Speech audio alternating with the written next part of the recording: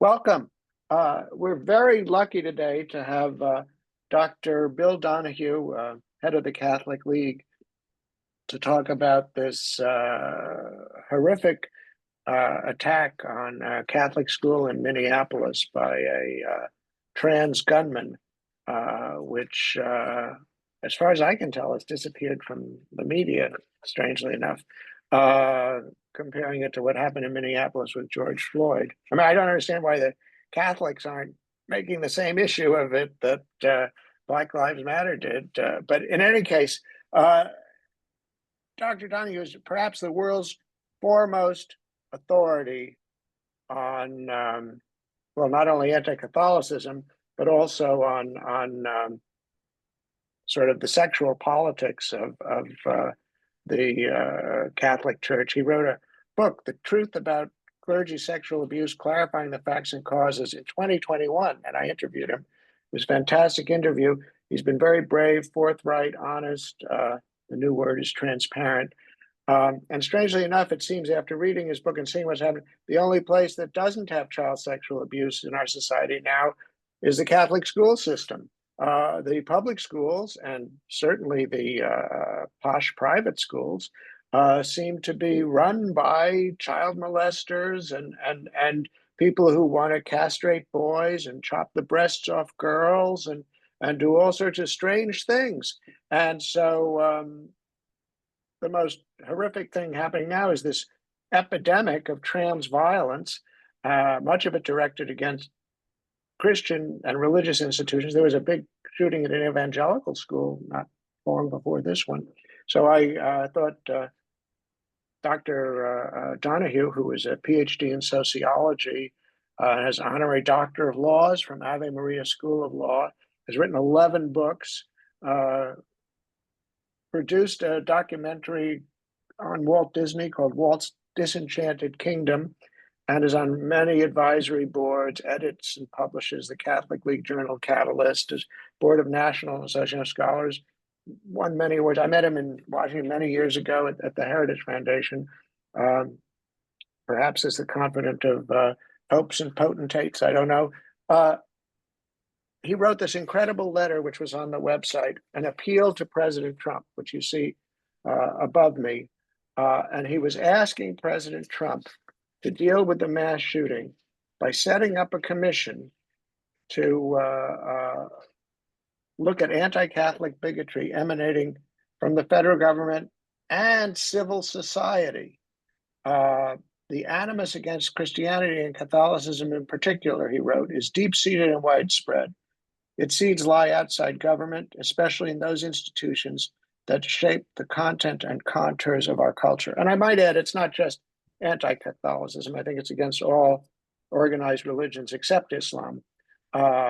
Certainly, we've seen a huge growth in anti-Semitism, anti-Christian in general, and et cetera, et cetera. So I'd like to start by asking Dr. Donohue, what's happened in our country? When I was growing up, there was an air of ecumenicism, and the idea was no one would ever attack a house of worship.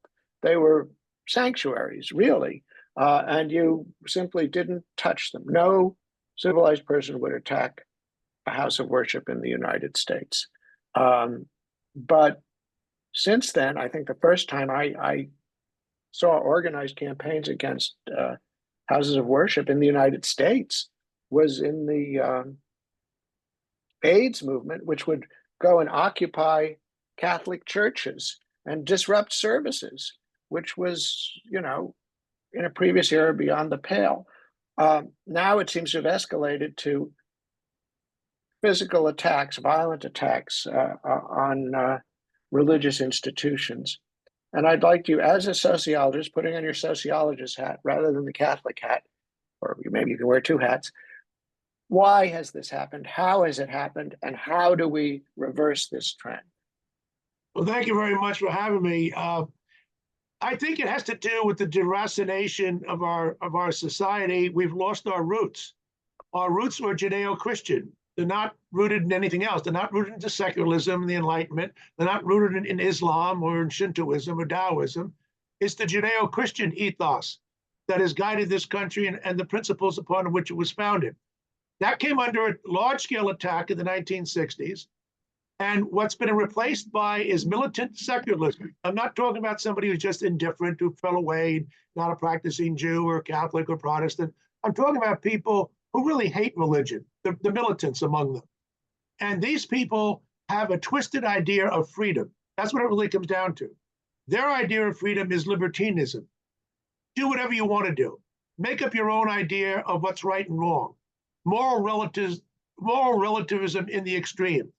And if you do believe that any kind of stricture which says that you should practice restraint in your society, the way you eat, the way you drink, your sexual practices and the like, if you think that's an anathema, then you're going to say, listen, we have to throw off these shackles and we're going to be free.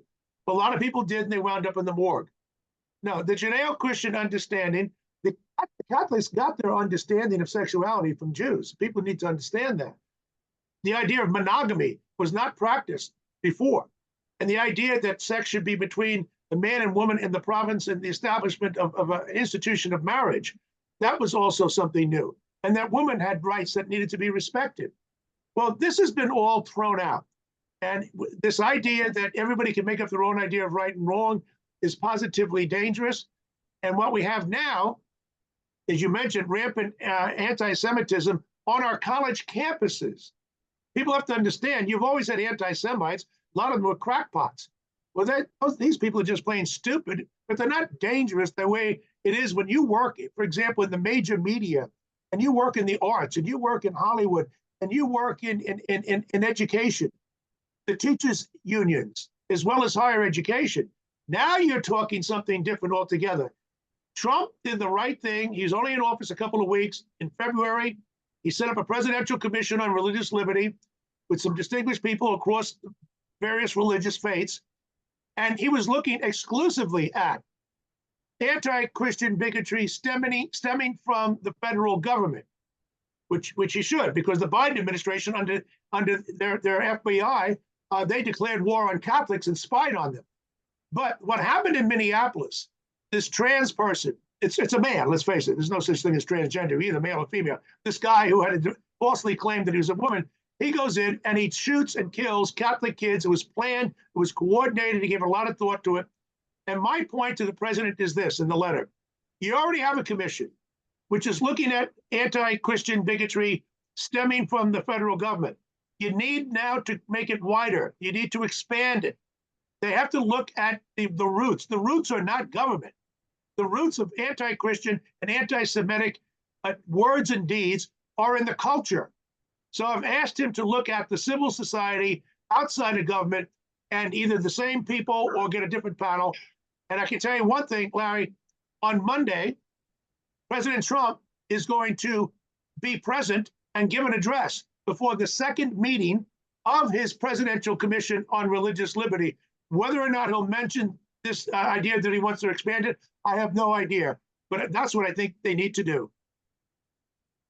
All right. Well, I see you said here that you've actually met with some government officials, or at least corresponded with the Attorney General Pam Bondi and Michael Gates, Deputy Assistant Attorney General of Civil Rights Division. Yeah, you I met went with to him in Washington to Washington. meet with him. Could you tell us a little bit about that? With him. Tell us a little about that meeting, anything that's not top secret. See, I wrote to Pam Bondi, the Attorney General, as soon as I found out that Trump had established this commission. I wrote to her because she was given the charge by the president to set up a task force on anti-Christian bigotry. I told her the Catholic League has troves of documents. We have more documents on that subject than any organization in the country. I'm not asking to be on your commission. I'm asking, give me a liaison, give me a contact person to whom I can get a hold of that man or woman and give them these documents so that we can help facilitate the process. And she got back with me. She gave me the name of this Michael Gates. I then gave him the information which my staff collected over a period of weeks. And then I met with him in Washington, D.C. To round out some things about what the commission might do and what it shouldn't do, and let him know about some of the players in our society and who they are and the like. And then I gave those same documents or the contacts for them, because there's no end to them, to every member of the commission. So yeah, we've been actively involved. We don't need to have our names up in lights, Larry. I'm just here at this age. I got enough attention. What I want to do is help the country. And one way to help the country is to fight for religious liberty for all Americans, every one of them. Well, God bless you on that. I want to contrast your situation to that of the ADL, the Anti-Defamation League, formerly Anti-Defamation League of B'nai B'rith, which in my opinion is a terrible organization that was engaged in censorship. They attacked David Horowitz, Pamela Geller, all sorts of pro-Israel Jewish people. They had at one point anti-Israel, pro-Palestinian people on staff. I don't know if that's changed. They are, I believe, helping somebody to suit Trump over January 6th. But somehow the ADL had a straight line into the Justice Department, all sorts of other federal agencies, according to documents, Google, Twitter, Facebook, et cetera. They could blacklist people as far as reports go. Tremendous influence, no particular way you could check if this was true or not, or who they were, or respond. And yet they also, I believe, have been contributing to this cultural disaster that we're in. Could you get treatment by the Trump administration for the Catholic League equivalent to what the ADL got from the Biden and Obama and indeed other Republican administrations? I don't know whether we can or not, but Jonathan Greenblatt, who runs the ADL, worked for the Obama administration, so he's well known in Democratic circles. Now, to be fair, I don't disagree with what you said in terms of your summation, but I just want to add something. It is interesting that the ADL, ever since Abe Foxman left, under Greenblatt, they have definitely turned left, and they discovered gay rights and all these other things which have nothing to do with anti-Semitism. However, to be fair, Greenblatt is now moderating to some extent because of one thing. The people who hate Jews and hate Israel are almost exclusively on the left. And they hate him for what he's doing. And he is being bashed by the left because he's too moderate. He's defending Jews again. And you can't do that in today's circle. So it is really interesting to see this guy who was a member of the left being smacked by the left because he's not radical enough to satisfy them. So he's actually moved to the center. It's really an interesting kind of evolution that's taking place here in New York City. Well, I hope you're right. I don't believe a leopard can change his spots, but no, I don't think so either, it's a miracle. But in your case, in other words, the influence of the Catholic League, obviously, when I read that the FBI was investigating the Catholic Church, I even couldn't believe it because in my growing up years, you know, the Ivy Leaguers were CIA agents and Fordham University graduates were FBI agents. It was sort of seen as an Irish Catholic organization. So how could it possibly be that the FBI is investigating the Catholic Church? And that seemed to be something that, you know, honestly, I'll just say it as an individual, communists do. My question is, to what extent has that culture been changed? I mean, have all the FBI agents involved in that been disciplined? Have new people come in? Has the Catholic League been at the table at the FBI restructuring it? I can tell you this much, that we spent the last couple of years in close contact with Jim Jordan, who chairs the House Judiciary Committee, giving him all kinds of information and giving him the support that he needs. He's been wonderful. So I have no problem with him. Are they making changes now under Kash Patel? They are. I don't think, in all honesty, they've only been there, you know, not even a year. And so we can't expect them to clean house altogether. What is interesting about the war on Catholics, they didn't go after dissident Catholics. Those lay people, a lot of them nuns too, who really hate the Catholic Church, who are like termites from within, trying to bring it down and destroy it. They were funded by lots of different left-wing organizations. This came out under the Clinton operative, Podesta, John Podesta. They set up dummy Catholic organizations. So we know that what they're doing. They went after the practicing Catholics. They went after the pro-life Catholics. They didn't go after the rogue pro-abortion Catholics like Catholics for Choice, funded by the Ford Foundation. They went after the practicing Catholics, and that's because they're pro-life. So this was a war not just on just Catholics in general, but on the more conservative and Orthodox faithful sons and daughters of the Catholic Church. That's what made this thing so demonic. But Kash Patel is not Catholic, but he's a great man. Comes from Long Island, my hometown, and he's doing a magnificent job, and with Pam Bondi and with Trump. So things are being turned around. But the damage that was done under, I might say, a self-described devout Catholic, a fellow Irish Catholic, Joe Biden. Joe Biden is the enemy of Catholics. He allowed this to happen. This is a man who hates everything the Catholic Church teaches on marriage, the family, and sexuality. And people say, well, he carries a rosary bead. Thanks a lot. Keep your rosary beads in your pocket. I'm interested in your policies. Stop the war on Catholics. Well, let me ask you more on that. To stop the war on Catholics, will the FBI now be investigating anti-Catholic organizations and anti-Catholic activities and anti-Catholic websites and internet chat rooms and Reddit forums and Twitter and all the rest that they did in the previous administration? Will the same degree of scrutiny be applied to that? They are certainly already involved in some of the more egregious examples. For example, in the state of Washington, where they tried to basically outlaw the sacrament of reconciliation, an attack on the confessional. They under Pam Bondi, they jumped in right away, and they succeeded in getting that nixed. They also were quickly involved. Kash Patel, I take my hat off to him, in the Minneapolis shooting, the trans guy who killed the Catholic kids, all by design. They moved quickly on that, and they investigated as an anti-Catholic hate crime and domestic terrorism. This would never have happened under that great Catholic Joe Biden. He would never call this a domestic terrorism or an act of anti-Catholic hate. They were more concerned, like the mayor of Minneapolis, ultimately concerned, infinitely more concerned about the rights of the transgender people. We shouldn't demonize them after one of them engaged in this violence after the kids. He didn't say a word about the Catholic parents who lost their children, 2 of them, and 18 others who were innocently injured by this madman.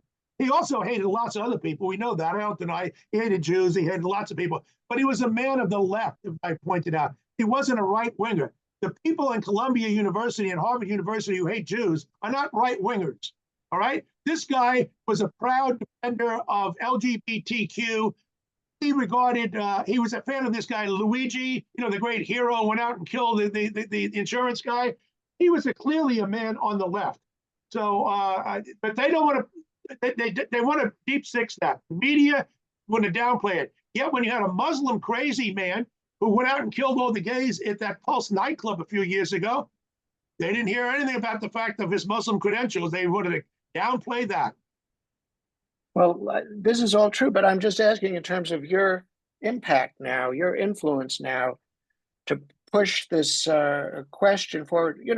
There's a long history of anti-religious activity by leftists, especially communist governments. My wife was just reading a history of Mexico. Some 50,000 priests and nuns were killed there in an anti-clerical purge. The communists in Russia killed, religious figures from all denominations. They tore down cathedrals. They turned synagogues into barns. And most incredibly, when I was in Moscow, they turned the Anglican church in Moscow into the Melodia recording studio, and they stripped everything out. We went to a concert there, and I turned to my wife and I said, gee, to go after an Episcopal church, these guys are really serious. But you would have no idea that this is what communism means. I mean, even with Mamdani in New York, I saw you've just put out something that looks like an opposition research file on Mamdani on the Catholic League. But people say, oh, communism is cool. Look, he's cute. He's good looking, blah, blah, blah. The point is that communism means that you're going to have persecution of religion. There is no freedom of religion under communism. It's not allowed. and in China, everywhere it's taken over, religion has been persecuted. People have been killed, jailed, lost their jobs, etc. Their lives have been made miserable. And, you know, there's one model that says all of this upheaval, all of this trouble we're seeing, the discord, the attacks, whether from left, whether from right, the idea is simply to harass and persecute religious people to make people less likely, just as people are being encouraged to be trans. You know, I was thinking of Corporal Klinger in MASH, who wore a dress to get out of service. Now, basically, a man to get a job has to wear a dress because of affirmative action and DEI. So the incentives are all for people to become trans. It's a heavily rewarded thing. If you do it, you can't be criticized. You can't lose your job.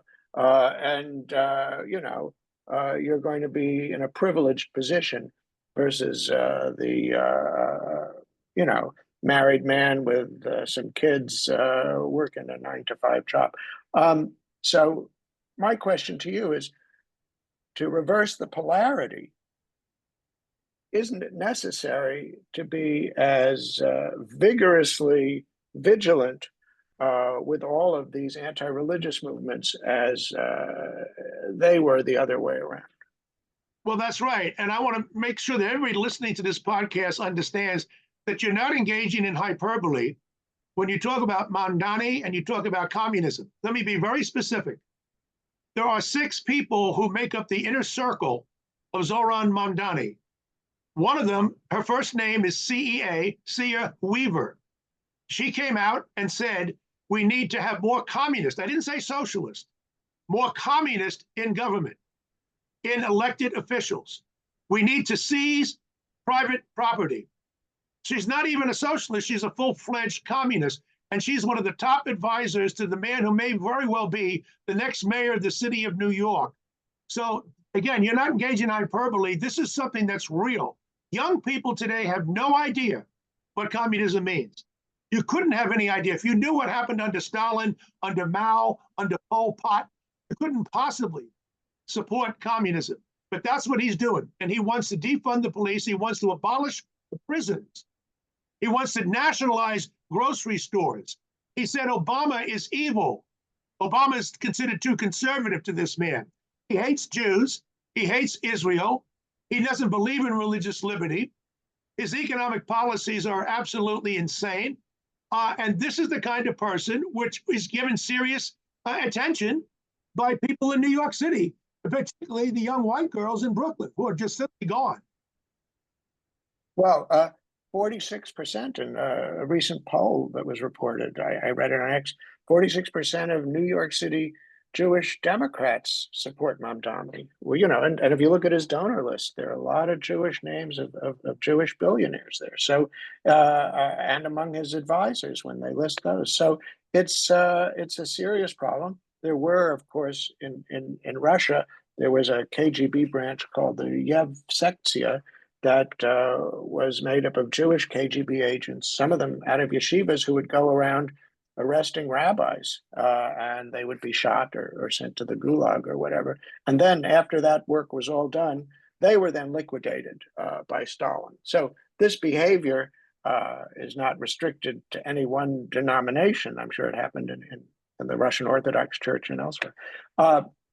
My question to you, I guess the answer is you don't know exactly what's going on. But for example, Vice President Vance goes to Minneapolis to pay a condolence call. He's greeted by protesters, trans protesters, who says this type of visit is creating trans hate, and the media is not appalled or outraged or horrified or disgusted. There's no national revulsion, and that's treated as normal. To what extent do you think that the left project of decentering, logo-phallocentric heteronormativity, in other words, middle-class bourgeois lifestyle, by promoting any sort of abnormal behavior, makes it very difficult. For instance, even you were treating this poor fellow who obviously had psychological problems. The therapists themselves are now, if abnormal is normal, then normal becomes abnormal. In other words, the end result might be like in the Soviet Union, putting all the normal people in mental institutions. I mean, how do you deal with that at this stage? Well, let me pick up on your point. The far left has said for a long, long time that the political revolution must also coincide with a sexual revolution. We have to tie them. Donohue has said pretty much the same thing. That's the idea. In other words, let's attack all authority, secular, religious. It makes no until they, of course, get in charge. In fact, there was a recent report. Everybody, I think, knows about Antifa. These guys who dress up in black and they cover themselves up. They're terrorists. They kill innocent people. They destroyed Portland and Seattle in particular. Guess what? There's a big infusion of trans men and women into Antifa. It all makes sense. Just like you were saying. Yeah, you bring in everybody who's estranged and alienated from our society and from themselves, who are in rebellion against their own nature. To be against your own nature, you're prime candidate for a political revolutionary, because you've already got the hate that's needed, and they all put it together. So yeah, a lot of these things, the left likes to talk about intersectionality, all these things coming together. Well, maybe we should borrow their term too, because here you have the trans people in Antifa all coming together, and you might say, what does transgender have to do with Antifa wanting to destroy the cities? It has everything to do with it. You should have a sexual revolution and a political revolution at the same time. And to what extent is the Catholic League now going to demand that all these groups, I mean, why is Antifa still in business? Why are these groups still in business? Why is the FBI not arrested their leadership and their funders and the rest of it? If some of them are Communist Front organizations, why hasn't that been exposed? I mean, to what extent do communists themselves have a level of protection in the United States equivalent to that of any of the other groups compared to, say, Catholics or Jews or white Christian males? Well, I just had my staff put together a chart on this, comparing the Democratic Party, the platform in 2024, to the Democratic Socialists of America and another socialist group and the Communist Party on about 6 or 7 different primary issues. There's a minuscule difference between the two of them. People today, with the exception of this woman, Sia Weaver, who's one of the inner circle of Mandami, who wants more communism, communists elected to a government, most of them now go by the name the Working Family Party or Democratic Socialist. Well, there's no Democratic Socialist is an oxymoron. If you're a socialist, you don't believe in democracy. We've seen the history of that throughout the last 20th century. But yeah, there's a conflation. So they don't call themselves that anymore. Now there are good people like my friend Alan Dershowitz, Jewish guy defending Israel. He's hated because he says, look, I didn't leave the Democratic Party. They left me. I didn't turn left. They turned left. People in his own family won't speak to him. He's been ostracized by the Jewish community in New York City, ostracized at Martha's Vineyard. They won't let him speak at Harvard University, where he spent half a century.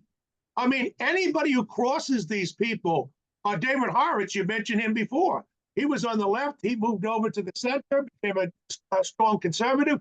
They tried to kill him, too. Anybody who's a threat to the hardcore left, and that's why I even mentioned Jonathan Greenblatt there before, because he's now is seen as being too moderate. And remember what I said just here a few minutes ago. The word that Mamdani used to refer to Obama was evil. So you can see how far gone these guys. These are not middle of the road, Democrats like JFK, for that matter, even Bill Clinton. They're way to the left of everybody else. Right, but I'm asking you since you're meeting with these Justice Department officials, do they have a task force? Will this task force on religious freedom and anti-Christian bigotry go all the way to look at the source of what's driving it right now? Well, that's what I asked the president in my letter, which just came out here a few weeks ago. I haven't heard anything back at this point, but I was encouraged by the fact that he wasn't, as recently as 2 days ago, Trump was not going to meet this Monday with the second meeting of the Presidential Commission on Religious Liberty. They changed that. He is now meeting with them on Monday, and hopefully he'll say something about this. You can't limit this scope to just Christians, and you can't limit the scope to just bigotry coming from the government. It must look at society. It must look at the culture, at education, at the arts, at the entertainment industry, and all the people who are contributing to this kind of venom. And it's always the extremists, isn't it, Larry? You've got some religious extremists. They call themselves Islamists. And then you have the secular militants. Well, the secular militants are the ones in the command centers and the power centers of America. Fortunately, with Trump, and we do have a relationship with them now, and we're going to continue with it, which is why I have this opening. And now you're giving me another opening to talk about it. Hopefully, this will continue. We're not walking away from this fight at the Catholic League. We're just in the early throes. All right. Well, I'll follow this very closely as it develops, because I think it's very serious. I mean, already a lot of people have been killed and injured, and lives have been ruined. And the sad thing is, people with serious problems are being taken advantage of and used in a cruel and horrible. Dostoevsky's book, The Devils, I don't know if you've read it, talks about how the nihilists in Russia, who killed thousands of people well before the Russian Revolution in the 19th century, they would recruit mentally unstable people to commit terrorism for them. So, I mean, it's not a new thing. And there may also have to be looked at the medical profession and the psychiatric and psychological and social workers as well to straighten all this out. And, deinstitutionalization may have to be reversed as well, because some people simply cannot be out on the streets because they can harm themselves and they can harm others, and there is no treatment for many people, and there is no cure, and they do need to be protected and to protect society. So that's just I think if this thing actually goes into this, if this commission goes into this, they'll need sociologists and political scientists and lawyers and to take a very serious look, because there's been a demolition job on America that's been going on for at least half a century, probably since 1917. But, we're very close to every foundation being knocked out, and the foundations need to be rebuilt if the structure can continue to stand. That's my little editorial thing. Yeah. There's one piece of good news here. It touches on exactly what you mentioned. The New York Times, of all places, just this week, allowed an op-ed to be written by a professor of psychiatry at Stanford University, talking about the need for forced treatment of drug addicts and to remove the mentally ill from the streets. So this is, I mean, it's really gotten that bad that even the New York Times now is giving space to a psychiatrist who's just speaking common sense. I mean, people say, well, you're going to put him in the asylum. Let me tell you something. You know what's worse than the asylum? On the street. It doesn't do any good for those people. It doesn't do any good for the people whom they accost and the like. You can have safe places where in the asylums, they don't have to be hellholes, and we need to bring them back to treat the mentally ill like as if they're freedom fighters and they know what they're doing, and letting them defecate in the street, shooting up. I see it every day. I work right across the street from Penn Station, down the block from the Empire State Building, across the street from Macy's and Madison Square Garden. And I come in early in the morning, and these are night people. They're up all night long. They're deranged. They're zombies. They don't know what they're doing, and they're a danger to themselves and others. This is not freedom. ACLU may want to call it freedom. This is slavery, and it's being defended by the left as always. Yeah, well, the left is using it to destroy our society. I mean, it's not accidental. And No. Of course, any sort of religious institution, and the Catholics certainly had hospitals, orphanages, schools, etc. All of those things are under attack. Deinstitutionalization was a project for every institution, as we see now with the schools and the hospitals and everything else. You can't trust institutions anymore. The Kennedy hearings showed the level of distrust of all these institutions we once held in very high regard. That was deliberate, destruction. But anyway, you're doing something to turn this around. You've dedicated your whole life to this. I don't know anybody who's worked harder on it, and I'm always in awe of how much you can do compared to how little I'm able to do. And I want to thank you for sharing this. I want to wish you luck with this project. I wish President Trump would just put you on this commission. Why not? Why should you be on the sidelines? And you could have a working group or a task force on some of the issues. I mean, there's plenty of work to do, and he doesn't need Senate approval for this stuff. And I wish you luck.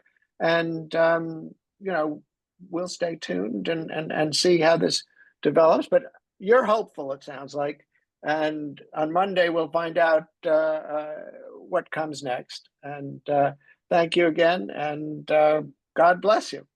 Thank you for this opportunity and keep up the great work. I've known you for many decades and I admire you tremendously. Okay, well, thank you. Bye-bye. Thank you.